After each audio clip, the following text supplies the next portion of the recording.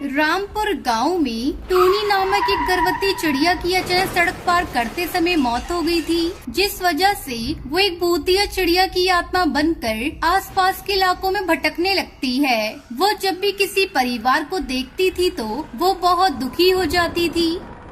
ये सब लोग अपने परिवार के साथ कितने खुश हैं। काश मैं जिंदा होती तो फिर मेरा बच्चा भी मेरे साथ होता।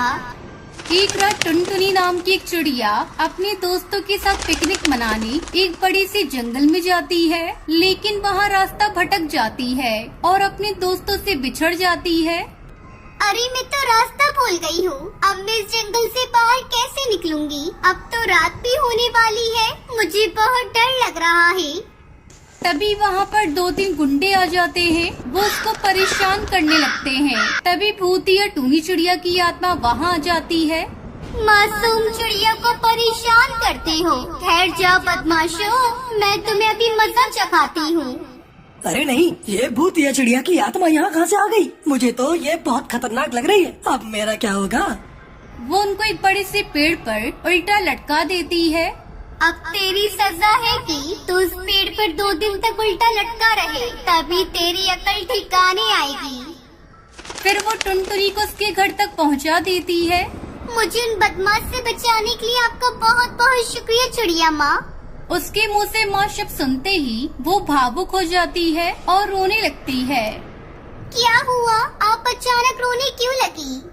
वो टुनटुनी को पूरी बात बताती है कि किस तरह सड़क पर चलते समय एक कार ने उसे टक्कर मार दी थी और उसकी मौत हो गई थी। आपके साथ बहुत बुरा हुआ। देखिए, मेरी माँ बचपन में ही मुझे छोड़कर भगवान के पास चली गई थी, इसलिए आज से आप मेरी माँ बनकर मेरे साथ मेरे घर में रहेंगी। ये सुनकर वो बहुत खुश हो जाती है और टुनटुनी के साथ रहने लगती है। इसी तरह कुछ दिन बीत जाते हैं। फिर एक दिन टुनटुनी के पिताजी अपने काम से लौटकर घर आते हैं। उसके पिताजी जैसे ही कार से नीचे उतरते हैं, तभी उन्हें देखकर भूतिया टूनी चिड़िया की आत्मा गुस्से से आग बबूला हो जाती है और एक भयानक रूप धारण करके कड़कनाथ के सामने खड़ी हो जाती है। बाप रे बाप, मेरे घर में इतनी खतरनाक भूतिया चिड़िया की आत्मा क्या कर रही है? और ये इतने गुस्से से क्यों देख रही है? लगता है मुझे जिंदा नहीं छोड़ेगी। आज तेरी जिंदगी का आखिरी दिन है। मैं तुझे तेरे जुर्म की सजा दूंगी। अब तुझे मुझसे कोई नहीं बचा सकता।